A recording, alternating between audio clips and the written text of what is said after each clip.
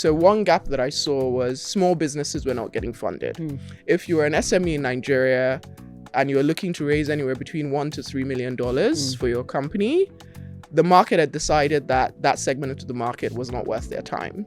Most of the private equity funds would tell you you're too small. Yeah. Most of the banks are not providing capital without collateral. So there was this huge growth equity gap that I saw in terms of growth capital. I think at the time I estimated it to be about $150 billion just for Nigeria and Ghana alone. So that was the first gap that I saw. And today, to the glory of God, what started as a 20 million first fund, we're now at an $80 million under management across 2 funds. Wow. And we've invested in 16 companies so far. And we're really just continuing to showcase that if you invest in SMEs, you're able to uncover a lot of hidden opportunities that have been overlooked and underserved. And also, if you invest in women, you're also able to uncover what we think is, one of the best asset classes left in the alternative investments industry.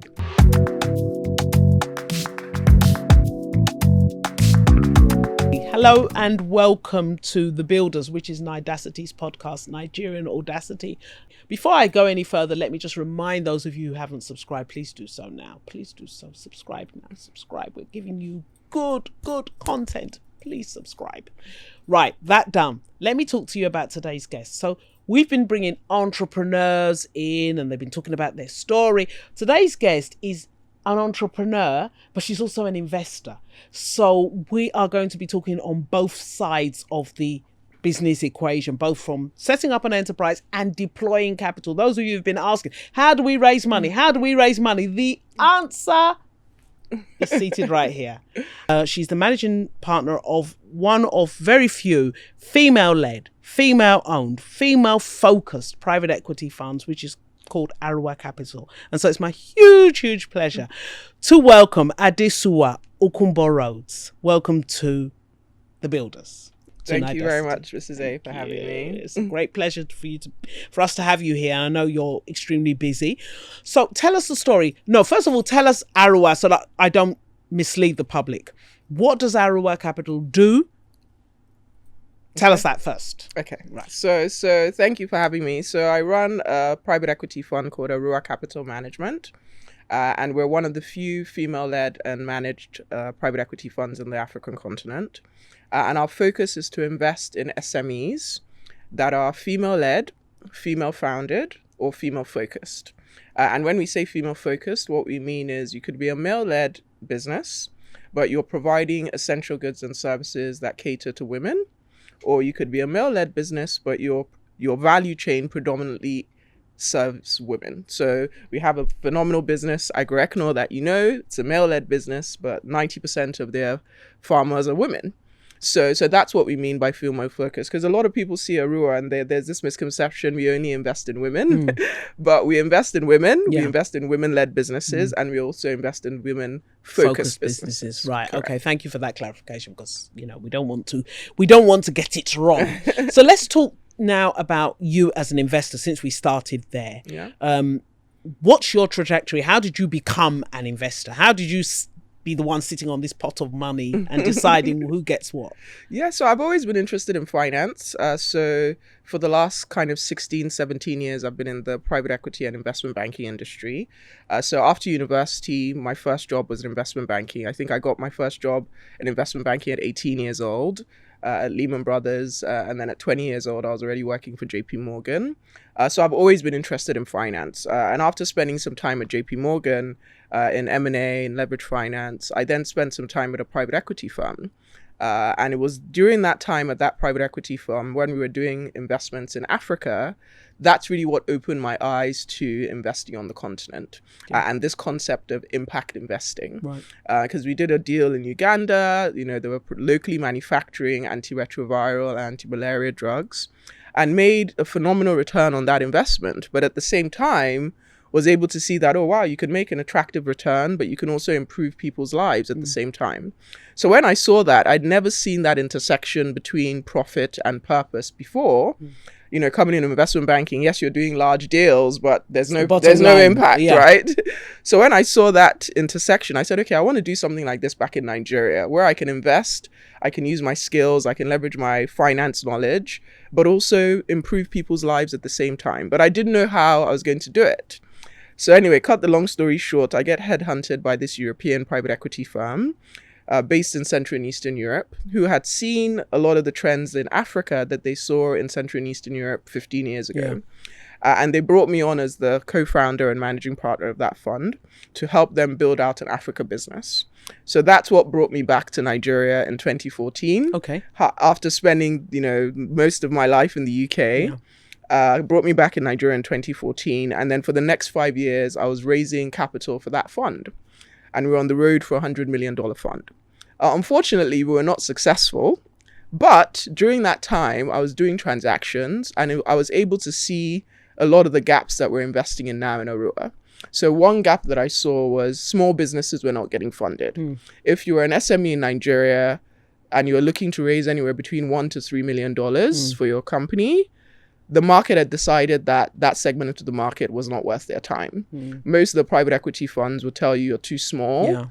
Most of the banks are not providing capital without collateral.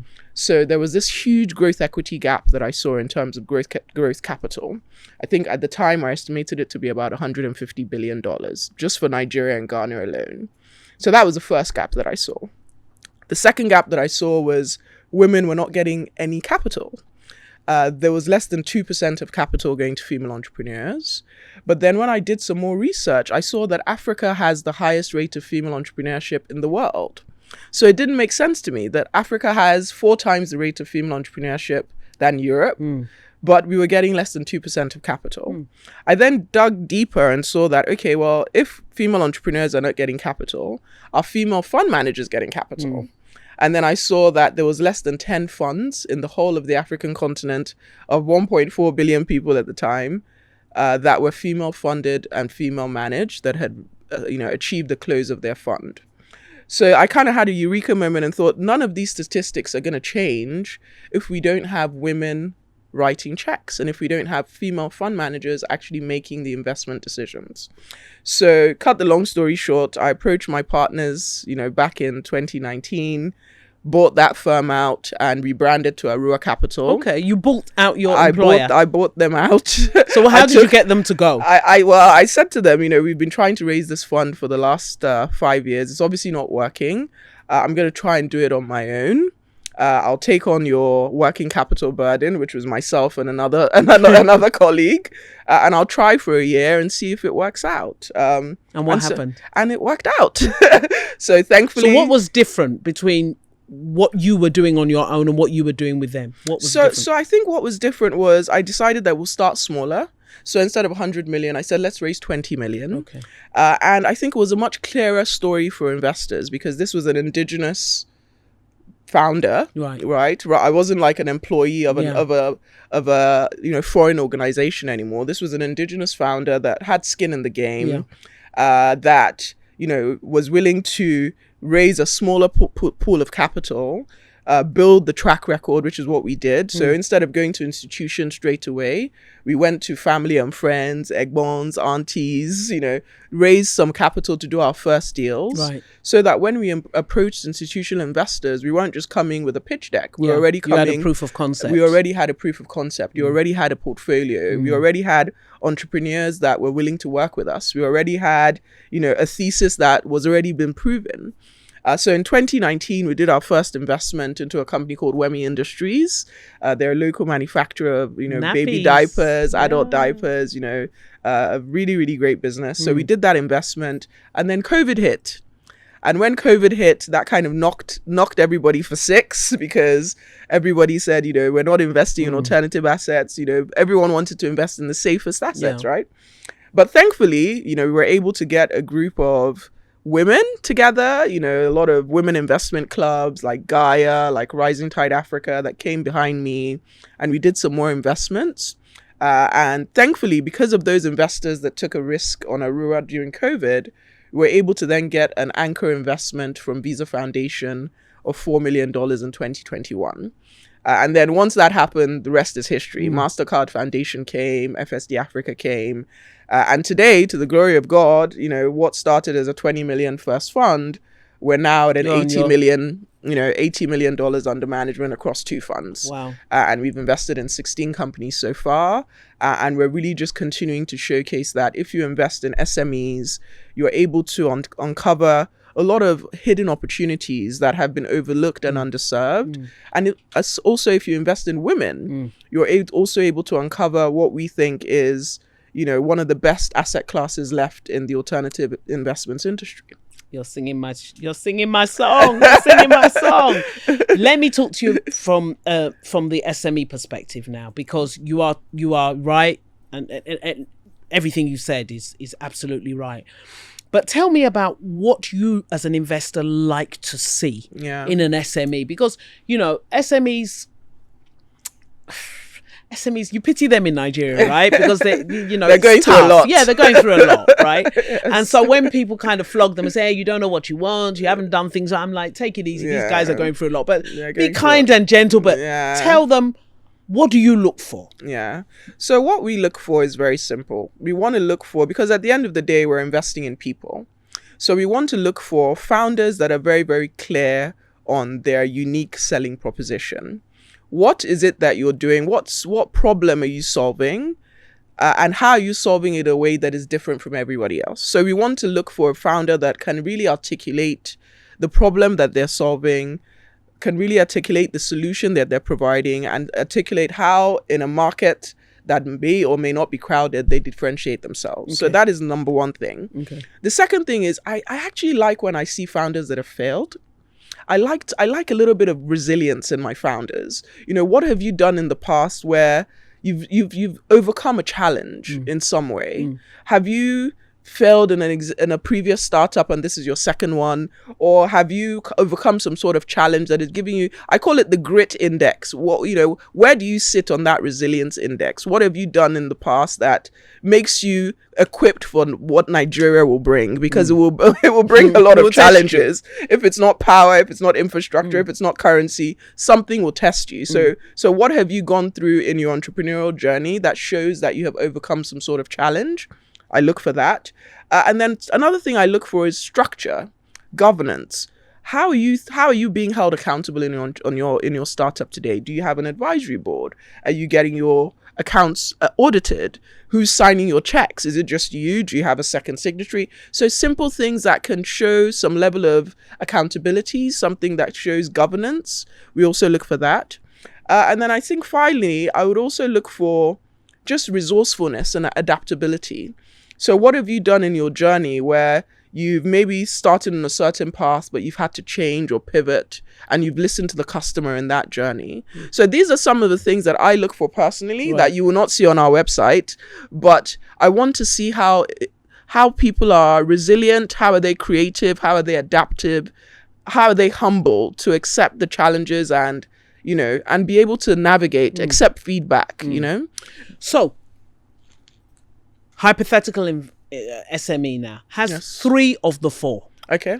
What do you do that helps them to get ready? To get ready. So we always say that, where we sit, we're kind of providing with growth capital. We want you to scale with the capital that we provide, but we also know that you may not be ready for larger pools of institutional capital. So we're always coming with more than just the money. So we always say we meet SMEs where they are, and we provide them with the required tools so that when large institutional investors come, they see some of the things that they expect to see. So what do? We help them with their finance function. We think that finance is the heartbeat of a company's operations. A lot of companies that we see, they've thought about the bottom line, they've thought about the top line, growing the top line, but they haven't thought about how they sustain the bottom line. Have you implemented an accounting ERP? Have you thought about having a financial controller, a CFO? These are some of the things that we help them with. Right. So they don't have it, but you help them to recruit, or we help them to recruit. We help them put together management account KPI templates. These are the KPIs you should be looking at on a weekly, on a monthly basis.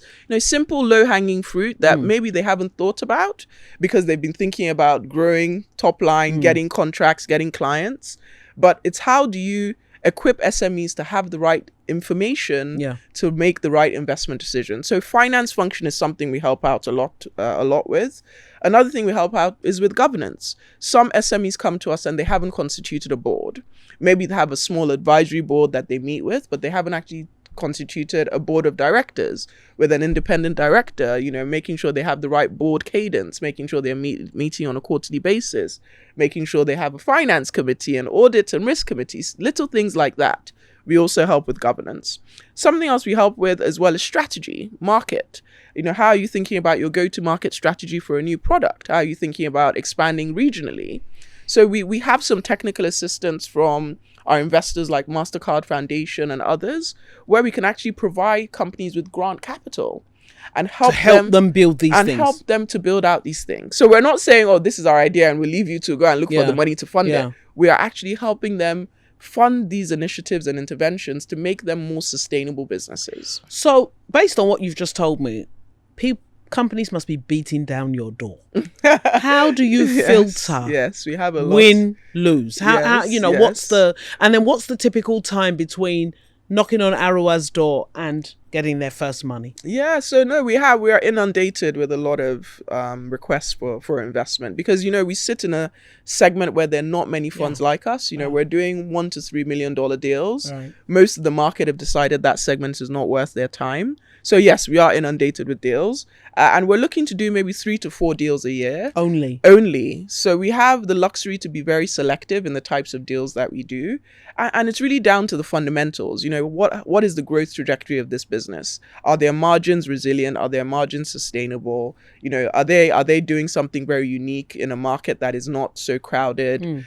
What do we think about the founder? That grit index I spoke about, is the founder someone that has a track record? Have they shown to overcome challenges in the past? So we have a couple of things internally that we screen for to make sure that whoever is coming past that screen and coming to my desk is something that we think, could be one of those 4 investments that we do. That will cross the line. And how long does that process typically take? So that process typically takes, so we have a 2-step IC process. It could take anywhere between 3 to 6 months. Oh, really? As quickly as that? It depends if the company has their ducks in a row. Right. So we have some companies that come to us, they've never done an audit before.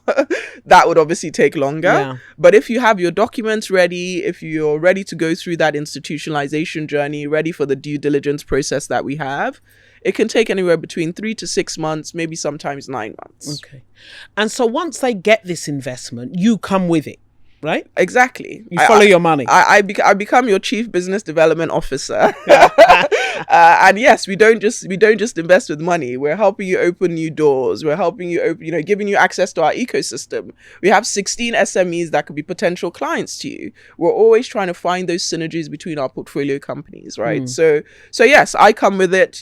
I might sit on the board, or my colleague might sit on the board. One of my colleagues might sit on the board, but you have the full weight of the team helping you win new clients, helping you think about new markets, helping you think about new SKUs, helping you to strengthen your finance function. And I always like to give the statistics, which talks to the power of this involvement that we have. Because on average, after 24 months we invest, we typically see these companies go on to raise larger pools of capital, and they raise at 7x the valuation that we came in at. Wow. So not only is our capital giving them the boost that they need, but because we're able to institutionalize them, we're able to get some sort of premium and valuation when the larger private equity funds and the larger VC firms come in. Right. So you did, and you've done a range of businesses. So you mentioned Agro, they're exporting hibiscus. Exactly. You mentioned Wemi, Dr. Brown's, a company that I was familiar with many moons ago. That do nappies, and I know that you've invested in a range of companies. So when you see an entrepreneur, do you just get that gut feeling, yes, no, or is it when you go deeper? It's a mixture. I can typically tell from maybe the second meeting with an entrepreneur whether or not it's something that I will do. Right. But then, we have quite a intense diligence process as well. Right. Where, yes, I might have a good feeling with the entrepreneur, But if if the fundamentals don't check out, then, Right. unfortunately, you can't make it. But, we spend a long time getting to know the founder. We have an internal diligence process where we spend about 2 weeks in the company's premises, talking to their clients, talking to their team, talking to their suppliers, their auditors, their bankers. So we typically do that internal diligence first before we then engage external due diligence providers for financial due diligence, commercial, legal, etc. So we take a long time to really understand the business because, we have small funds in the big scheme of things. We're only doing 12 to 15 investments. So if we have 5 years to do that, we have to be sure that, we're really picking the best investments in the investment periods that we have. So, but you've invested successfully. You've grown. You said you started at 20. We're now 80. That's 4x. 4x in less than 3 years. Right. Yeah. So if you do that again in the next 3 years, we're at maybe $320 million. Do you see that? Is that your trajectory, or do you want to stay small and cozy? Because I get the impression you're very hands-on. Yeah, we don't want to get too big too quickly. We like this space that we're in. Okay. So I always, someone said to me, like, why didn't you raise $100 million fund? Why are you wasting time? But we like this space that we're in because we think that there is a huge opportunity in that space where we want to keep on having that luxury to choose. Yeah. As you go bigger, the competition for deals increases, which means I'm not going to get that 7x uplift that I'm currently getting, right? So I think we'll stay nimble. I think the vision that I have for Aruwa is to be multi-asset class. Right. I've always said, why can't we have a Black young African woman running the next KKR for Africa, right? Multi-asset, Pan-African, but we can still keep nimble sizes of funds to ensure that we're staying in this segment of the market that we think will continue to remain underserved and underlooked for a while. Right. So it's, going into adjacent strategies. I think credit in Africa is something that is very interesting. Yeah. So maybe having a credit fund, having a local currency fund, I have many ideas, but I think we'll always stay in this SME space because I think that's really where we need capital. We need capital to address this huge SME funding gap that we have in the continent. So there have been many initiatives to address this SME funding gap from CBN, from finance. We have Development Bank of Nigeria. Why are you succeeding where many of these initiatives seem to have fallen? Because we need equity and we need patient capital. Not debt. Not debt. Or if you're doing debt, you need the equity to be in there because a lot of these SMEs need more than just capital. You can't just invest and leave it. You need to follow the money. You need to be hands-on. You need to be able to go to the factory in 20 minutes for a strategy session if you need to. So that institutionalization and that hands-on support is what has been needed. And the only way to warrant that is if you're an equity shareholder. So let me just push you back to that. So a BOI money at 9% versus Aruwa equity, you are saying that the money alone is not what these SMEs need. No. Right. I will take the BOI money at 9%. Thank you very much. But also have some equity to follow on because because it's only when you have that equity involvement that you have that hands-on operational support, which is what the SMEs need. So talk to shareholders or founders who are anxious about equity, right? Because sometimes we see deals go wrong. We see founders that are ousted. Yeah. And it's high profile sometimes. Yeah. So tell me why, what assurance does a founder have that, look, if I call Aruwa in, I'm not going to, be end up turfed out of my business? Yeah, so we don't take control of businesses. We always say that we're not founders, we're not management. You know your business. All we're here to do is provide you with a boost, right? So we're typically taking minority stakes. We're never taking controlling stakes.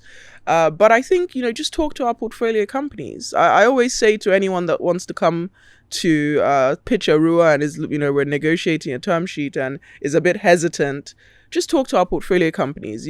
I'm very happy that we now have 16 of them that you can talk to and say, what's been your experience with Aruwa as an investor? Are they hands-on? Are they sharks? Do they add value to your business? Have they helped you open doors for new clients? Because it's a two-way diligence process. The same way we're diligencing you, please diligence us. And if after that you don't want to do business with us, then it's not meant to be. But I can assure you that from every discussion you have with our portfolio companies, we care about our companies. We're very passionate about our companies. And I think because we're building, I have big ambitions for Aruwa. So because we're building in the way that we want to go and we want to be remembered, we are very, very intentional in how we support our businesses, and we're very, very intentional to make sure that we're adding value, because as we add value, it's better outcomes for us and our investors, but it's also making sure that we have a reputation in the market of a fund that entrepreneurs want to work with. Right, so let's talk about your other hat, because your other hat is as an entrepreneur in your own right. Did you always know you were going to be an entrepreneur? I kind of had some inklings, because I remember back when I was at school, I was 11 years old in Atlantic Hall here in Lagos before I moved to the UK. And I remember I used to sell lyrics in school. Lyrics? What kind of lyrics? I used to print out the lyrics of the latest songs. Okay. And sell it to my classmates to make money. So I think I've always been fascinated with money. I've always been fascinated about how money works, how to make money. Yeah. And I think maybe it's down to my name. So Adesuwa in Benin means center of wealth. Oh, really? So I think my parents also had an inkling that this one is here for the money. I would be managing money or be involved in money in some way. So yeah, I think I got that from my dad. I've always been interested in how to make money, how to have my own money. I always wanted to have my own. I never wanted to depend on my parents or, so yeah, I've always known from an early age. So so even when you were in investment banking, were you one of those people who had an eye out? Yes, I was always looking for the new, businesses to invest in and, startups to advise. I was always looking for something. Right. So I think I always had that bug. Yeah. So you talked earlier on about you like to see mistakes, you like to see failures. Have you ever failed at anything? Oh yes, definitely. I always say that Aruwa was 2 funds because it took me 8 years to raise my first fund. What were you doing during that 8 years? Because the first 5 years was me trying to raise the previous fund that failed, right? Right. We were on the road for 5 years. Literally just traveling and presenting and talking. Shows, talking to all the DFIs, talking to all the pension funds. Like in 2018, I remember I visited all the 21 PFAs in Nigeria. I knew them, I knew their management, I knew their board members, everybody. So yes, I have failed. And did they write you a check? Only 2 wrote me a check, but it wasn't enough to get to a first close. So I think the fact that it took me 8 years, after trying for 8 years to raise a $20 million fund and to raise the first institutional fund in my journey, I definitely experienced rejection. I experienced delays. I experienced setbacks. And I think that, that journey was necessary for me to be where I am today. And when you ask me questions about, would entrepreneurs want to work with Aruwa? I think it took me a lot to get here. So there's a lot at stake, there's a lot at stake. Right now, Aruwa is actually the largest private equity fund that's run by a solo female GP in the whole of Africa. There's a lot of stake. I cannot fail. I cannot fail. There's a lot of stake. And a lot of women now come up to me and say, because of what you've done, I see that it's possible to raise a fund. I see that it's possible to bet on myself and to start a business. So I think my why is much bigger than just the investment or the transaction. It's really leaving a legacy that makes women believe it's possible, where they can bet on themselves, where they receive some little inspiration and motivation to be able to take that risk. So for me, I think the failure and the journey has made us more resilient, but it's also made us more intentional about the entrepreneurs we invest in, about the investors that come into our funds, because there's just so much at stake. This is much more than me. It's about the legacy that I'm leaving for not only me, but for generations of women to come, for my children. So yeah, we are very intentional about how we move at Aruwa, just because we know the journey of what it's been to get here. Yeah. So let's talk about family, because you mentioned your children. Yes. And I know that you have had 2 children whilst you've been in this fund. How? Yes. My husband says it's 1 child per fund, because I had So Samuel. fund 3. Fund 3 could be coming. No, I don't know about that one, but I had Samuel, October 2019. We signed the WEMI deal 15th of October, and I had Samuel on the 21st of October. Wow. And then for Fund 2, we launched Fund 2 September 2023. I had Joshua November 2023. So I've been managing this entrepreneur life with family, but to the grace of God, I have a very supportive family. Right. My husband is amazing, very supportive. My family, my mom, and I think that's why being in Nigeria also, as a woman that's building, being in Nigeria, I think is really helpful. Yes. Having that domestic infrastructure, making sure that you can focus on, the focus rather than Waitrose shopping and and it's washing. got easier. It's got. I mean, I'm an old hand at this thing.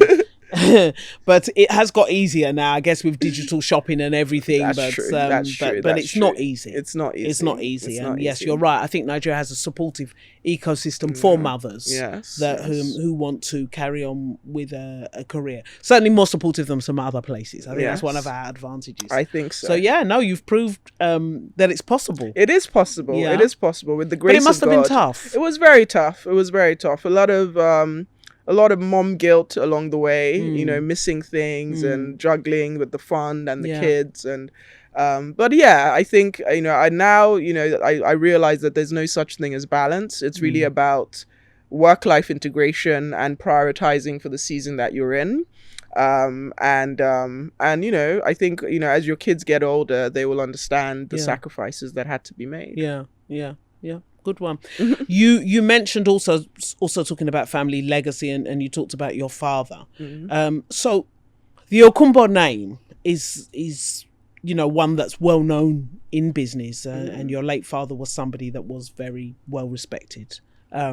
Is it weight or is it wings to bear that name? Because you've kept your name, even though you're married. I have. Do you find it's a weight, or is it just wings to fly? I think it's wings, because, I'm glad I said this to my dad when he was alive. I said, I don't need your money. All I need is your name. And thankfully, he's left us a very good name that even up until this day, because I've never led with the fact that, I'm Captain Okunbo's daughter. People just say, Okunbo, which Okunbo is that? And when I saw, my dad was Captain Hoso, they're like, oh wow, your dad was Captain Hoso, was such a good man. And they go on to tell me stories about him. So it's definitely been wings. He left a very good name for us. He has a lot of goodwill. He's left a legacy where it made it very, very clear to me that it doesn't really matter how much you have. It's how people remember you and what impact have you had on people's lives. And till this day, there's some rooms that I walk in and people see Okunbo and the smile that comes onto their face, and they start telling me stories that they had with my father. Is it weight in terms of you've got to perform? No, not necessarily. It's not pressure. No. Okay. I think it's not pressure, because my dad was very clear to us when we were growing up that the only thing he owes us is education. So he was there during that 8 years I was struggling to raise capital for Aruwa. Watching you. He was watching me, right? So he told us that the only thing I owe you is education. Everything else is bonus, right? So I've always had that very independent mindset, which is why I had my first job when I was 18 years old, right?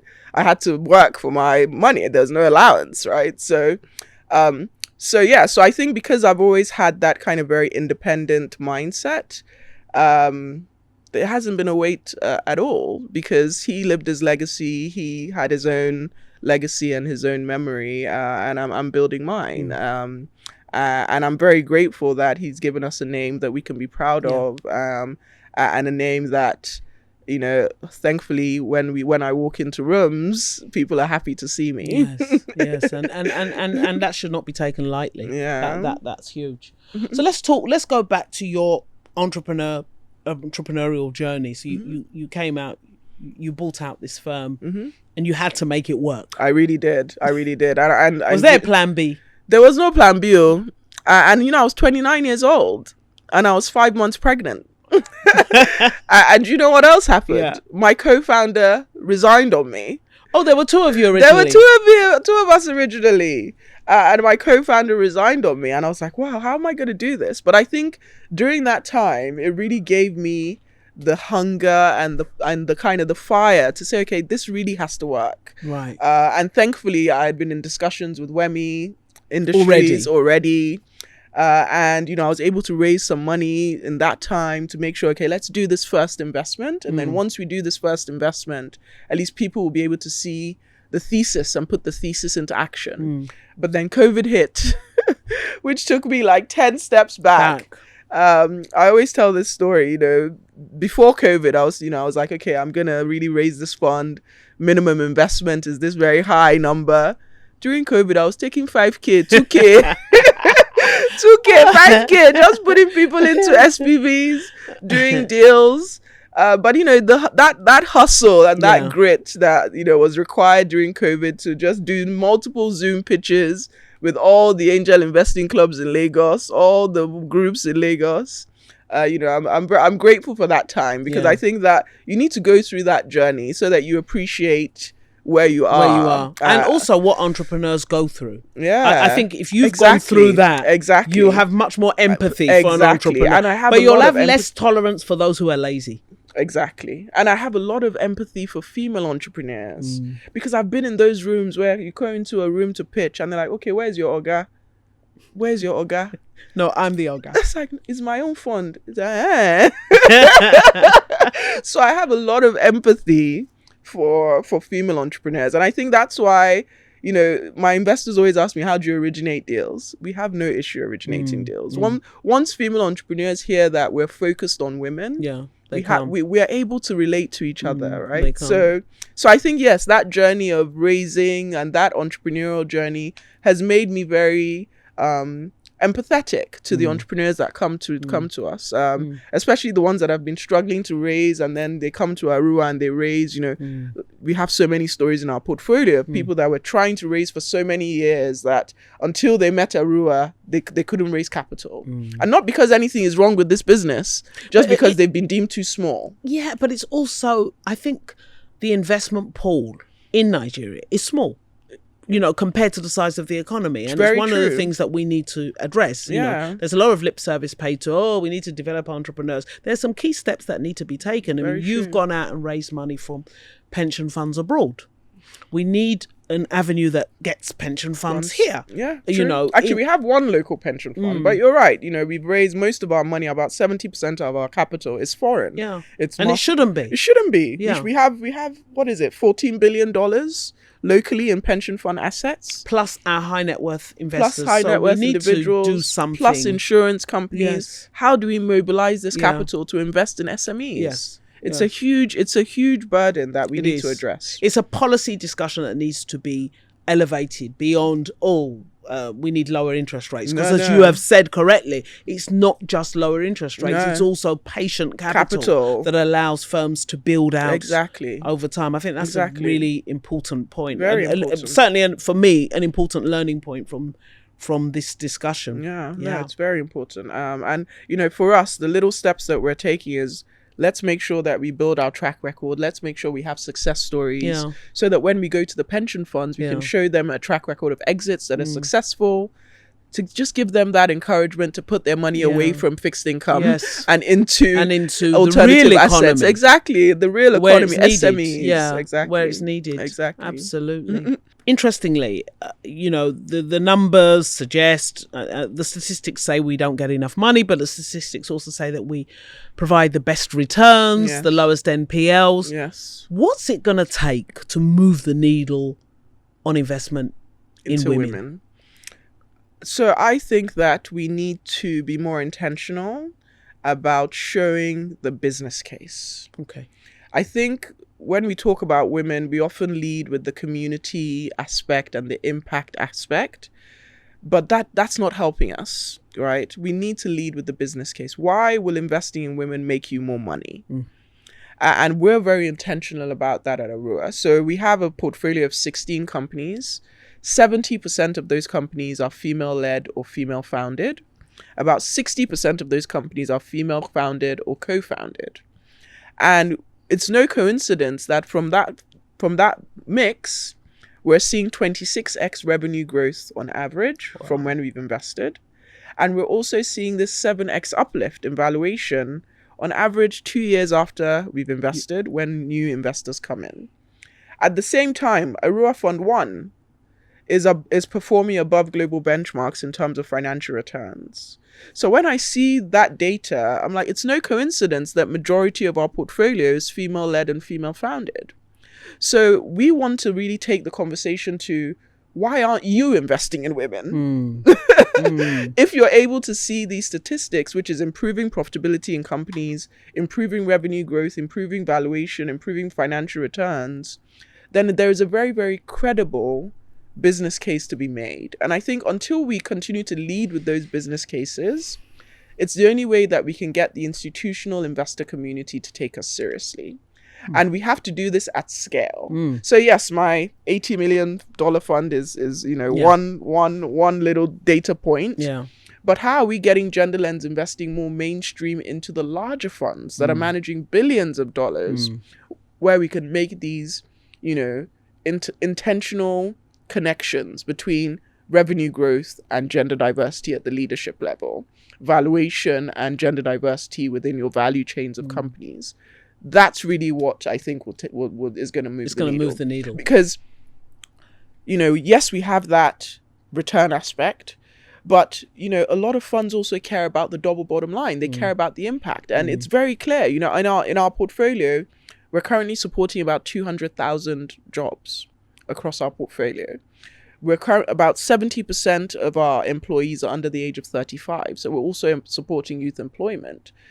And it's no coincidence that we have this gender diverse portfolio that also has this phenomenal social impact, because we know when a woman is empowered, she's investing into healthcare, she's investing into education for her children. So being able to have that business case and linking it with the fact that women are empowering families, communities, and you have this double bottom line, I think we need to make that case more and really help to tell the stories. So, we are part of the storytelling, and we look for women, as you know, because I've been knocking on your door and getting women and getting people to focus on. And I agree with you on the storytelling, but I want to push back a little bit to you. Currently in Nigeria, I think if you look at the banks, you probably have 65% female MDs. Okay. If you looked at banks by volume, 65% of the banking by volume are female MDs.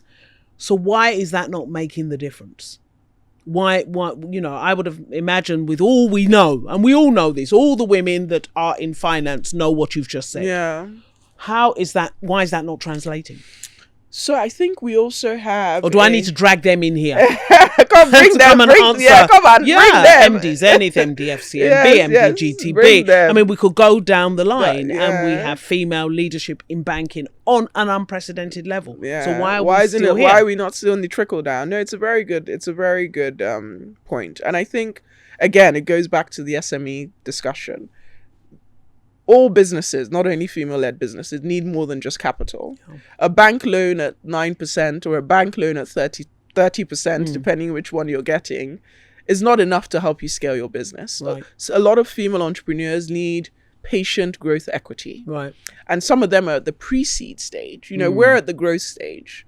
I see a lot of female entrepreneurs at the pre-seed stage. Who's funding them? We don't have enough gender lens funds like Aruwa's that are at each stage of the capital stack. Right.